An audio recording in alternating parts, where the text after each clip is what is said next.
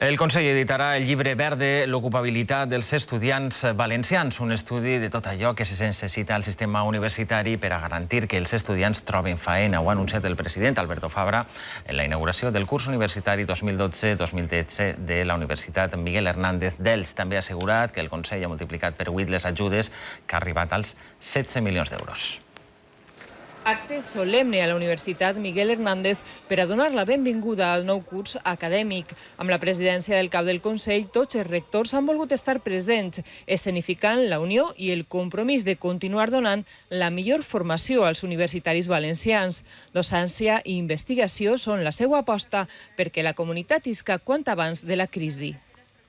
Sabemos que la Generalitat, con su presidente al frente, es consciente de la relevancia actual y futura de las universidades.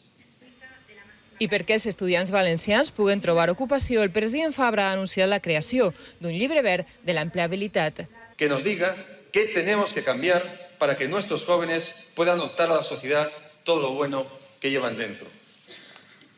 Un diagnóstico con medidas concretas que presentaré antes de la finalización del curso que hoy inauguramos y que debe contar con la opinión y la propuesta de todos: universidades, profesores, empleadores, empresas, titulados y administraciones.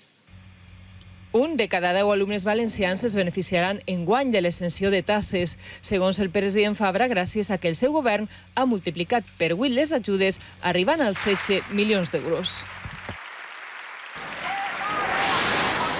Unes 50 persones han manifestat en contra dels ajustos del govern i en defensa de la universitat pública. Entre ells hi havia la diputada de Compromís, Mireia Mollà. Els efectius de seguretat han hagut d'impedir l'entrada dels manifestants a l'edifici del rectorat.